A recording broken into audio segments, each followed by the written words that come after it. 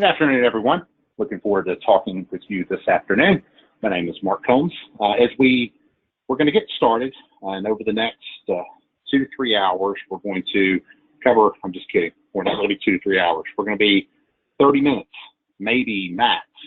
To get started, though, because I've done lots of these in the past, I've done such a great job, but then later realized I was actually talking to myself because for whatever reason, they could not hear me. And so when you initially logged in, you probably see a chat. There's a widget. There's a chat for questions. If someone wouldn't mind just shooting me a quick chat to let me know that you can hear me and that you can see my screen, and then we'll get started just to make absolutely sure. So excellent. Okay, thank you very much. You can see me and hear me. Okay, great. We're going to go ahead and dive in because your time is very valuable. We're going to talk about understanding self-insured data. Very interesting topic, and we're just going to dive right on in. Okay, why have we done this? Okay, there's lots of reasons, and as I tell you a little bit about my background, specifically in the background of our organization, it'll make a little bit more sense. But one of the major reasons is that brokers and consultants and, of course, employers have become increasingly active in the self-insured marketplace. There's more and more employers going self-funded every single day. And with that comes interaction with pieces of data that you might not have ever seen before, and that doesn't necessarily is not as you're as comfortable with as you are with other things. Why do I say that? The reason I can say that with confidence is that I personally was a benefit broker for 15 years. I had an agency that I grew and so a larger regional broker, and sold to Gallagher, Arthur J. Gallagher in 2011. And so I know that very, very well, what it's like to be in the employee benefits world. And to be very honest, I have a lot of letters outside my name. I have 7 designations, so I'm supposed to know a lot more, I guess, theoretically, than maybe I do. A lot of these pieces of data I just never encountered. And so a lot of the stuff that I think as a broker, certainly as an employer, you just don't really encounter. And so with that being the case, you might not know it just because you haven't had the opportunity to. Now, there are other people that are on this telephone call, other people like third-party administrators, reinsurance carriers, and that might sound a little bit crazy that as a broker, you might not know what a CPT code is, but you might not. And so that's the reason, and certainly as an employer, a lot of this is brand new. Secondly, data analytics is becoming a very common use item. When you become self-funded, you start getting access to your data, then data analytics is a big deal currently. And so you might want to dig in there and see what's actually in the claims that are being paid. And finally, understanding these data elements is going to be really important. And what you're going to find out real quick, I'm going to just go right. Well, somehow I must have skipped it. The quality of the data that you get is super important. That slide must have been removed. Incredibly important. And, we'll talk through that when we start getting into the details of everything and why it's important. Just before I dig in and tell you a little bit about me, just a little bit more, I want you to know that along the way, as I'm doing this, I'd encourage you to just go ahead and submit your questions as we go. That's actually very helpful because the vast majority of the time, I can grab those questions in line right when this conversation is going on. We don't have to do a big, long question and answer at the end. I can just build it in and make sure that I cover it. And so it's a lot easier and better if you could submit those. So just out of that question, if you have questions along the way, just submit them. As I mentioned, and the reason I guess I have some authority to speak on the topic is that after I sold that benefit agency, I took a couple of years off, and then I ended up developing a benefit technology company. We started by building a company that there's some people on here that are clients of ours. Thank you for your business, by the way.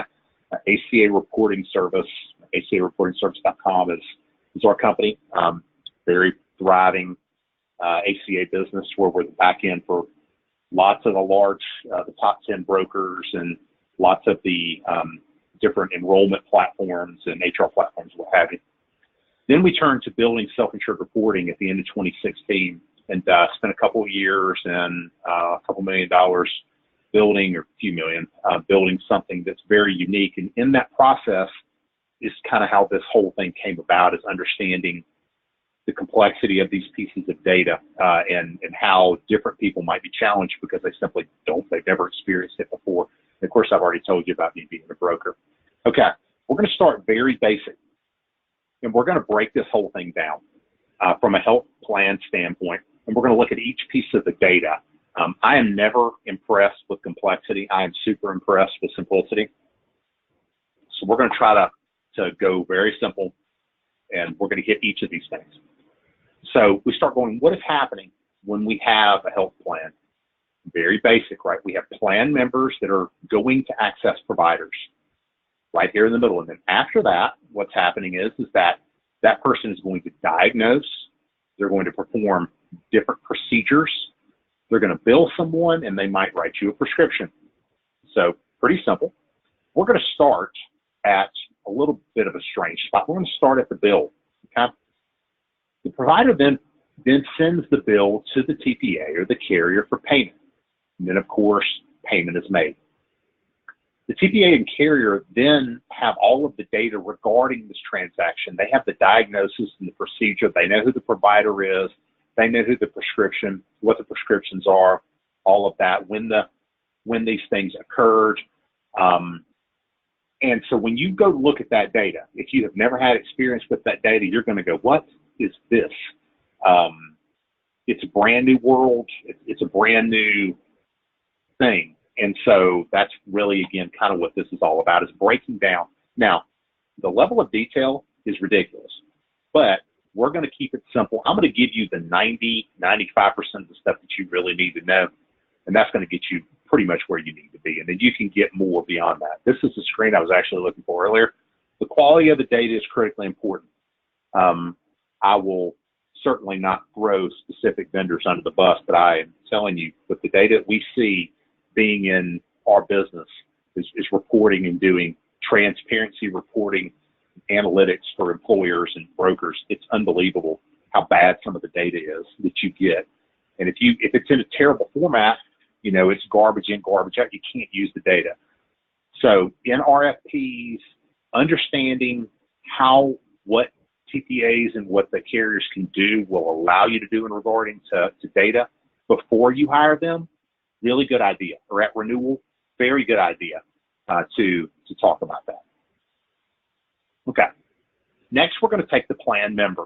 That seems pretty simple, right? What pieces of data are we talking about in terms of the plan member? Of all of this data that is ended up owned by the TPA, or that not they own it, but they certainly have it. Obviously, you're going to see general basic demographics, home address I'll come back to, identifier numbers like social security number, member IDs, which allows you to link a dependent to an employee. This is a really difficult thing for administrators, because a lot of times there's tons of missing dependent social security numbers.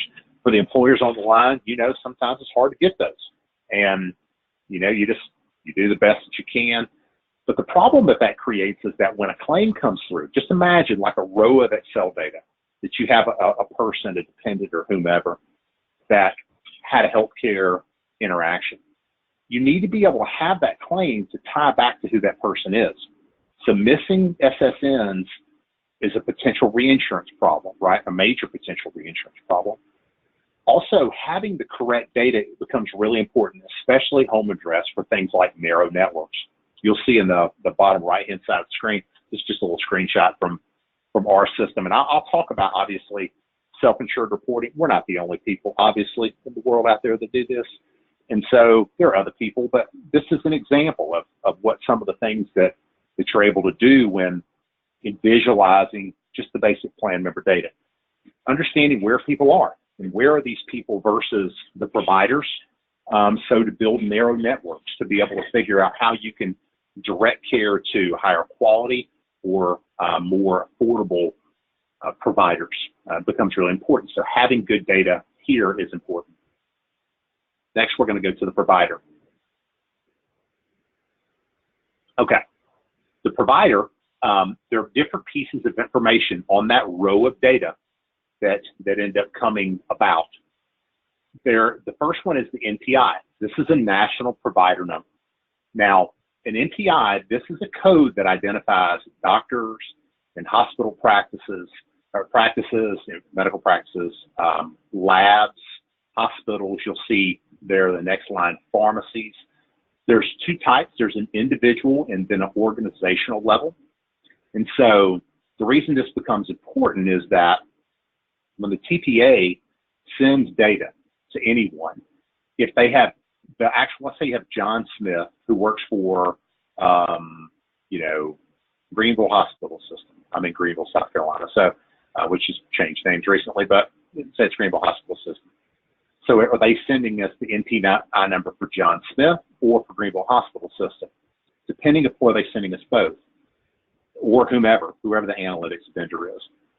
Then that's going to depend on being able to pull, because you can imagine the problems. Like if you really want to dig in, where are these claims coming from, and you see John Smith, and you go, oh, I'm looking for overall what we're trying to spend for this one big hospital system. That's not going to give you what you want.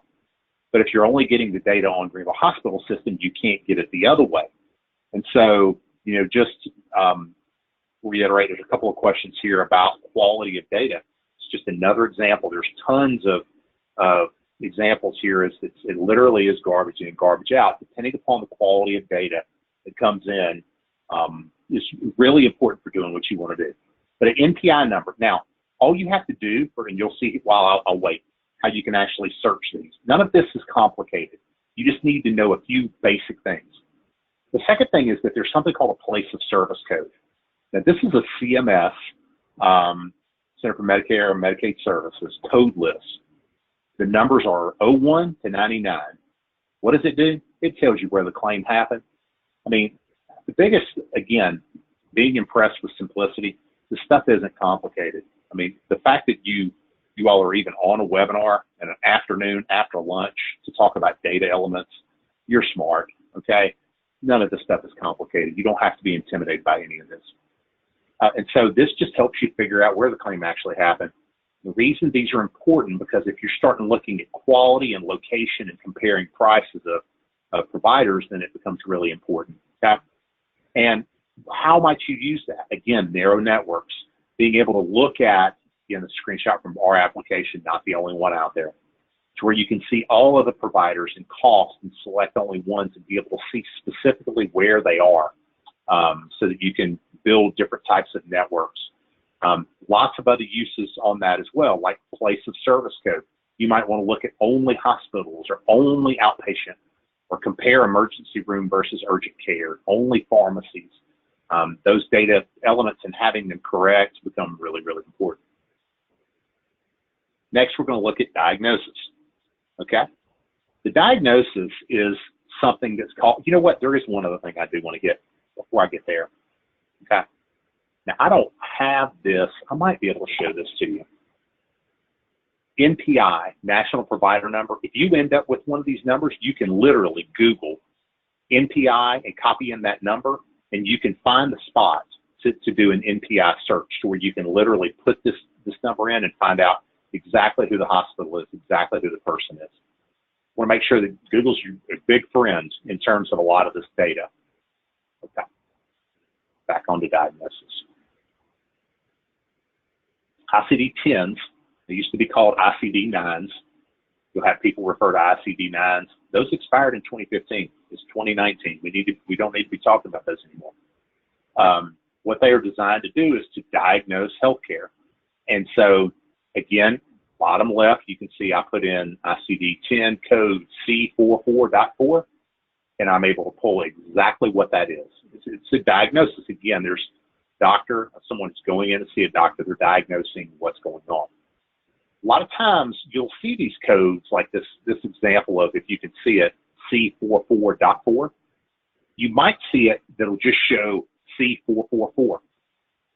Well, that's, just be aware, a lot of times they come through that way. The data is in different ways. The good news is that you can still Google it and it'll be fine, because it's not gonna interact with negatively with another ICD-10. It's one of the main reasons they went to ICD-10, to expand the code selection. But the importance is there's a ton, right? Numerous importance, evaluating costs by condition, understanding what conditions are driving healthcare costs, understanding what gaps in care exist for chronic conditions. If you don't know that a claim is being triggered by a chronic condition, then you don't know that there's a gap in care. And so being able to look at conditions and drill down to subdiagnosis, find out what's driving the cost, running reports and all the rest of that becomes very important. Evaluating chronic conditions, being able to see how many people do we have that have each of these chronic conditions. Can we download the list or run reports and get to the individuals that actually are so that you can dig into their protocols.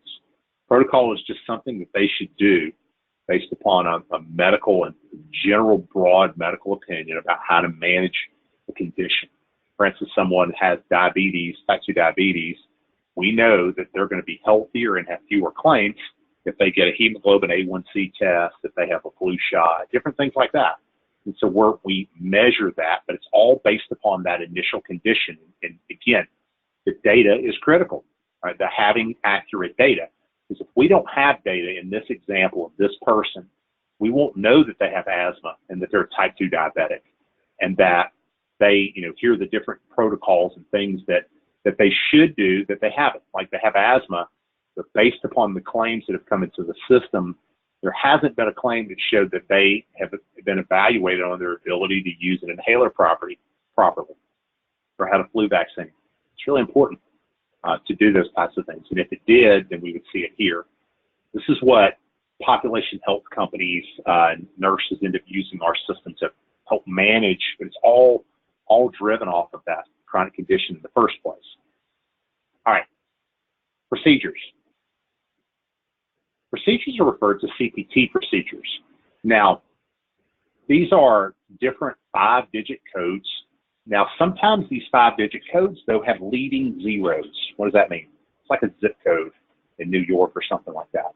So you see this example, you can Google search a CPT code, like this example of 99203. But let's assume that the CPT code was 09203. Well, for those of you who are familiar with spreadsheets, if you drop that number into a spreadsheet, it's going to drop that leading zero. And so you just be aware of that. And so don't get concerned if the CPT code is, a leading zero that's not there, 9203, and then you can just Google search that. Now, again, it's one thing I've already mentioned. If you're a TPA, you're probably going, you got to be kidding me. People don't know what a CPT code is. People don't know what a CPT code is. That's just reality, y'all. I have these conversations with people all the time. One of the main reasons we wanted to do this is because it's embarrassing to people because they feel like they should have an education in this, but there really hasn't been anything to even go over these cost components and different things. So this is an anonymous place, right? It's like an AA meeting where we can get just some basics and we can find out what's going on here. These codes are owned by the American Medical Association, ? I just find that fascinating. I guess that you literally have to pay royalties to the American Medical Association for these codes. And so like we pay royalties, and if somebody has any idea as to why that is, I would love your feedback. That would be great. These correspond to all different types of healthcare procedures. And when I say TPA and carriers data can be all over the place in regard to this, oh my goodness, as well as the condition codes as well. Y'all all over the place, non-existent, incorrect. Looking at the quality and understanding, whether or not your vendor has the ability to give you good data out of the system, super important as you're, in today's world. Very, very important. Why is it important?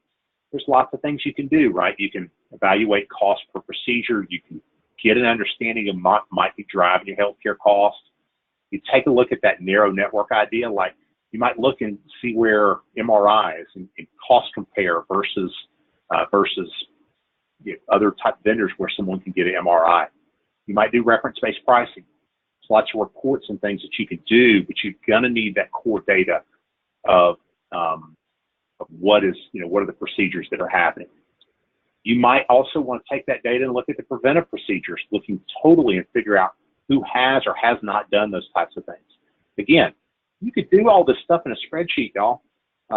We have a big fancy system. There's other big fancy systems that do all this. You could, now, I'm not suggesting that you know, that's what one version of what hell must be like, is having to deal with this data in a spreadsheet, because it's brutal. But, you know, there's ways to get at this data. What I'm just trying to do is to demystify it a little bit. This is a lot more simple than it seems, just kind of from initial blush. It doesn't have to be that complicated. But, you know, if you don't understand what a CPT code is, that's what allows you to get to understand things like which type of preventive procedure should even be done, which ones have been done for a person, which ones have not been done. I want to talk for a second about comparing prices. You'll see here, for instance, in our application, where you can drill down on a procedure basis and click on an actual provider and see what's their average cost per procedure based upon what you've selected. Whenever, not 100% of the time, but a lot of times when you're dealing with a carrier, they're going to ask you to sign a non-disclosure when you first start getting data. And so we as a vendor have to sign it. As an employer, you have to sign it. The broker might have to. And what they're going to say is that this data, don't you dare share this data to anywhere other than this client. You have a data use agreement. And so this is a beware for brokers or for other folks who think, man, this is great. I can use this for a benchmarking standpoint. Be careful, because you probably just signed an agreement saying that you cannot do that. But from a client basis, you can, you know, so if you're an employer, what does that mean? It means other employer stuff can't be shared with you either, which is unfortunate. But, you know, it's the rules that we have to play by today.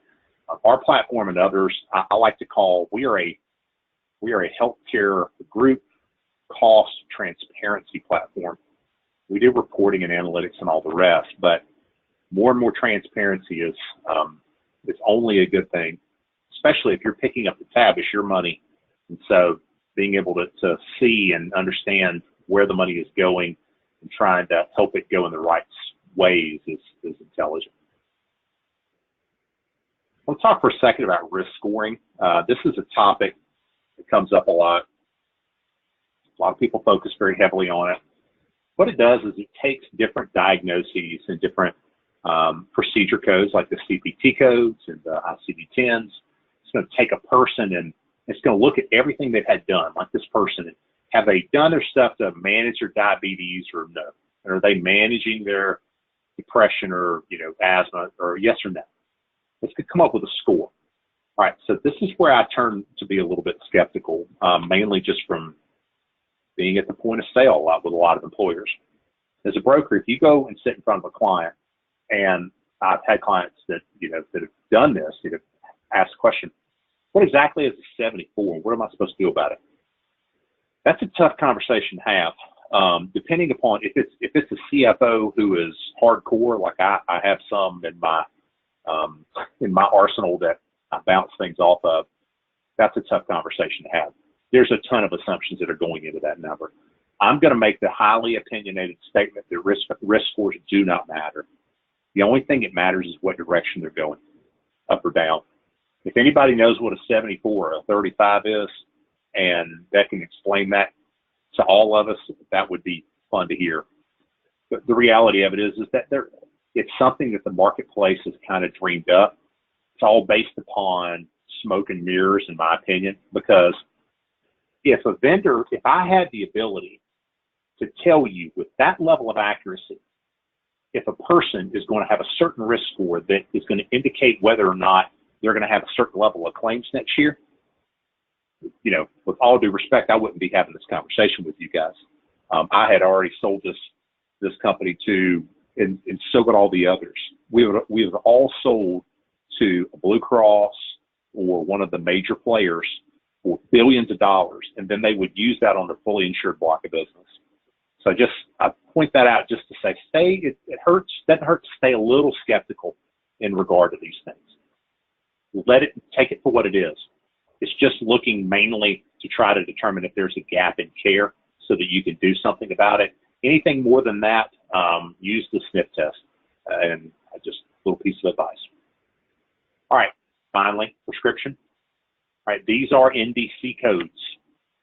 All right, they're national drug codes that allow you to pull up a product. You can also Google these very easily. Now, you'll see this example right here, that there's some of them that are 10 or 11 digits. This is a little technical, but I mean, it's not technical, it's just kind of interesting. You see this leading zero in the middle, the 0500? A lot of times you'll see this come through, that zero won't be there. But if you Google it, it'll come up correctly.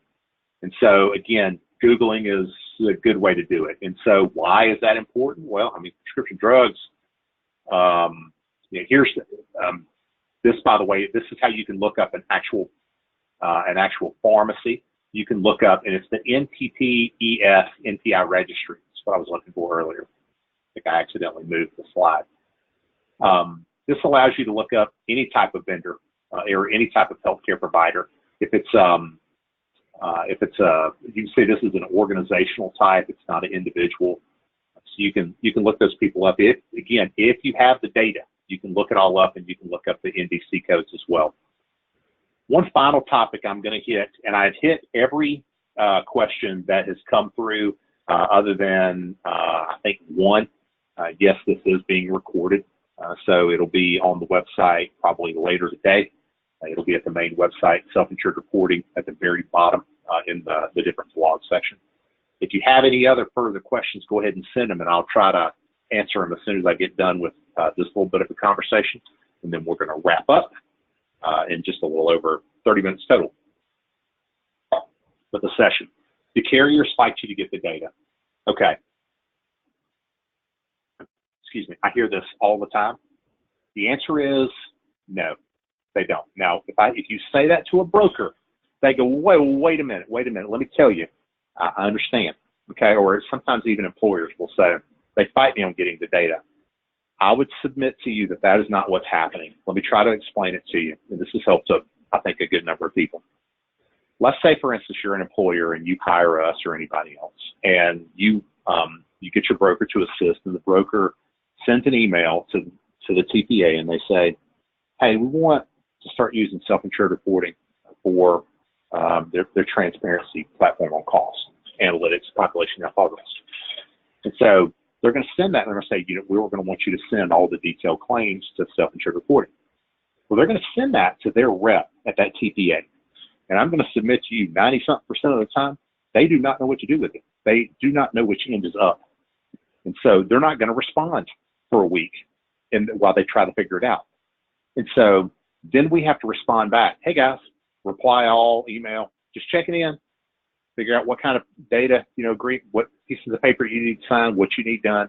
They'll respond, and they'll go, hey, I'm asking around about that, but another week is going to go by and nothing's going to happen. And so then finally, after a couple of weeks, a few times doing this, they're going to go, we need a letter from the client. We need a 3-way non-disclosure or a 4-way non-disclosure, depending upon who's involved in this. We need to see a copy of the business associate agreement. It seems, and as the perception is, why are they fighting me to get the data? It's not, I have found 98% of the time, it's not that they don't want you to have the data, they're just covering themselves. And so that they're making sure that they don't give you data that the client hasn't agreed that you could have, and that everything is in place so that the data is protected to protect their interests. So just keep that in mind and understand when you start this process, it's a month of paperwork, y'all. It's just how it is. And it does not matter how many times we've worked with a vendor, it's been our experience, you're starting over every time. And so you just have to be a little bit patient. Then once they get to the data people are very professional, and they understand what they need to send. You get that, and then things are running pretty quickly. And so that actually ends what we had planned to talk about. I appreciate you guys joining us. I've actually answered every question that has come through during our time here. Again, this will be recorded. It's going to be on the Self-Insured Reporting website at the very bottom. I can probably show you where that is. If you go to the main website and you scroll all the way down, you can click right there. There's a webinar on, that's the recorded one actually right there. There's other demos and other resources and things here about what we do and what have you. So please let us know if we can be of assistance. I appreciate you guys attending today. And if there's any topics or anything that you think would be helpful, let us know. We like to support you guys any way we can. Hope you have a great afternoon. Thank you.